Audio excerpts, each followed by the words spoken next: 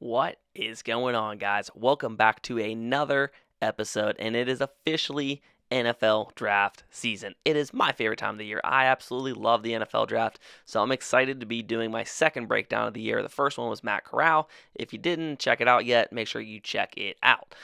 Before we jump to talk about Kenneth Walker III, I hope you guys just can take a minute out of your day to check out my Patreon.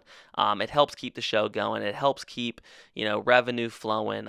Even if it's just $3-5, man, it really does make all the difference in the world. Like I said, we are talking about Kenneth Walker III. This man has some sweet feet, like you just saw in that highlight. This guy is a very, very capable running back. He is my number one running back in this draft class. He stands at 5'10". He is 210 pounds, and that almost seems light, man, because he looks like he's just a ball of muscle, man. He was a 3-star recruit coming out of high school. PFF graded him at an 89.3 this past season, which was 18th in college football at the running back position. This guy really just torched almost every defense he played this season. He is the complete package. He does so many things so well. When I'm looking at the running back position, I'm looking for guys to be able to get tough yards right here. He shows his speed, gets to the corner against the University of Miami, which is great to see. I mean, you saw some stuff earlier with the footwork, man. It's crazy. Right here, a little shuffle, gets the guy not squared, hits a spin move, immediately breaks a tackle right there. I mean, that's hard running, and that's hard to teach right there. Gets the guy to not square up, fights for those tough yards, gets into the goal line, and gets that tutty. That's the kind of stuff you look for, man. The ability to grind out the tough yards when it's, fourth quarter and you're up 4. You look for the guy to take, the first handoff of the game for 80 yards and a touchdown. And he's capable of doing all of those things. I mean, does he have weaknesses? Yeah, he has 2 pretty big glaring weaknesses. But, that's something I think is very fixable. But the stuff that he has vision, that's the hardest things to teach at the NFL level. When you compare Walker with somebody like a Breece Hall, I think the thing that makes Walker a little bit different is I think he doesn't really depend on any kind of scheme.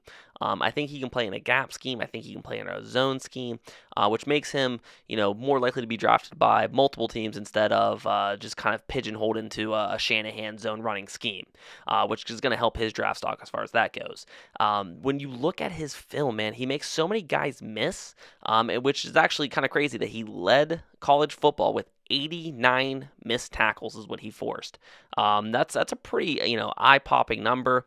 One of the other big things that really jumps off to me when I'm watching his film is he didn't really slow down as the season went on. For a guy who carried the ball and carried as much of that Michigan State offense as he did, every game he looked fresh, man. He looked like it was week 1, week 2, which is a great thing to see because, you're going to need those fresh legs heading into week, 15, 16, 17, into that playoff stretch.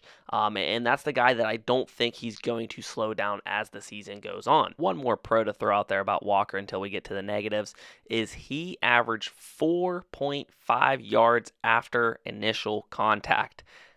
That's a staggering number, man. Will that be 4.5 in the NFL? No. But that is a great number to see at the college level. But like I said, he does have a few weaknesses, and to me, the biggest one that jumps out is he's shown little to no ability to catch the football. He hasn't run routes. They haven't thrown the ball, and I feel like for a guy that's that big of a playmaker, he must not have that skill, or it must at least be an underwhelming part of his game, which is kind of strange because he seems like a pretty good athlete. Not an elite athlete by any means, but he seems like a pretty good athlete. So the fact that they didn't really throw him the ball very much, he doesn't have to be, use Le'Veon Bell, another Michigan State guy. He doesn't have to split out at, X or Y and run routes. But you would like for him to, run some flats, run some swings, and things to that nature. Speaking of the passing game, one of his biggest knacks, and it's, not the funnest thing to watch, is he really shows no willingness to do any kind of pass pro. He kind of seems like he's forced into the role, and he doesn't want to get injured, so it makes it really awkward to watch. And it also kind of makes his draft status a little awkward because if he's not a 3-down back, that makes it really tough to draft. I mean, just watching the way he runs the ball, you would really think that he's probably going to be, really early second round pick, just in modern day NFL. If this were 7-10 years ago, he'd probably be a first round pick. But the fact that he doesn't show any ability in the passing game, like you can't even line him up and have him pass pro and maybe check down, is really concerning to me. With those things being said, those are really the only knocks I can see against Kenneth Walker. Is those two big things. And like I said, I think that probably hurts his draft stock more than it would have a few years ago. All right, so what I want to do now is I want to jump to just a handful of highlights that really stood out to me when grinding his tape, that I thought were just really superb plays that kind of make him the special back that he is. First play of the game, we see him against Northwestern. Gets on the outside, makes the corner miss, and it is good night. This guy, no one's going to catch him. And like I said, it's wild because of the power he runs with and the speed he possesses. He's a very beautiful blend of strength and speed.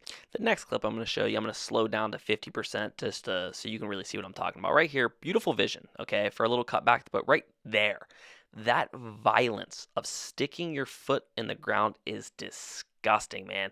The safety is squared up with him, but he's going to beat him with speed out to the outside, and then just for fun, let's go and put a shoulder down and check that corner. Now we're going to jump over and check out some more beautiful footwork and some more beautiful vision. Right here, we looked at this play a little bit earlier, but let's go ahead and really break this down. So right here, this guy has him. He just, with the wrong foot too, just sticks it in the ground, gets up there, gets hit 2 yards away from the end zone, and just like a dog fights his way into the end zone. I know that's against Youngstown State. That's not an elite competition, but that is just such a fantastic play. And the last highlight we're really going to talk about is against Rutgers. 95 yards out, making some guys miss, hits on the afterburners, and it over, okay? He's dapping up his teammate, going down the sideline. I love to see it. But this guy, he really is hard to deny that he's not the best running back in this year's draft. Somebody like Breece Hall can go out and catch the ball, but as far as a pure runner, I mean, just right here, it's really the complete package. It's footwork, it's speed, it's power, it's contact balance. The guy has it all, but it really is in the passing game, which is how football is played today, that makes you worried. When I watch Kenneth Walker III, he kind of reminds me of Jonathan Taylor. And Jonathan Taylor had a few questions coming out the draft about his passing game, how he could catch. I mean, he is a willing pass blocker, but I feel like he's developed in the NFL a little bit. They still have Naheem Hines there in Indianapolis to catch the ball on most of those third downs. But I think Jonathan Taylor is capable of doing that, and I think that's something that Walker can probably pick up when we look at everything, okay? So some teams that I think are good fits for him, as I think the Dolphins, right off the bat, man, that's going to help Tua with his RPO game, that kind of modified offense they have there in Miami. I think Seattle would be a great fit. We know that Pete Carroll loves to run the ball. It gives Russell Wilson just another threat, man. Really play action, throw it up down the field to Lockett or DK. And I think he'd be a really good fit in Philly. We really saw them that second half of the season really just start grinding the ball down the field. And I think they could really take a few plays right out of the Ravens playbook and really just start managing the clock, get a good defense, and just start beating teams, low-scoring games. And I think Walker can help them do that. So like I said, I think you're drafting a guy who is completely capable of being a Jonathan Taylor who led the league in rushing last year. But I also think, he might end up being he'll be a bell cow back for first and second down, but he's always going to be handcuffed with a pass catching back because he can't do those responsibilities if he doesn't develop. So it's really, really going to be interesting to see. Like I said, I think he could sneak into the first round. I doubt it, but I kind of see him being, one of the first 5 to 7 picks in the second round. And I think he's going to be a guy, if you play fantasy football, you're going to want to have this young man. So I hope you guys really like this breakdown. Please click like, subscribe, all that fun stuff. Check out my Patreon. Help me. I'm poor. And if you guys liked it, make sure you keep tuning in and checking out my other draft breakdowns. And I will see you guys later.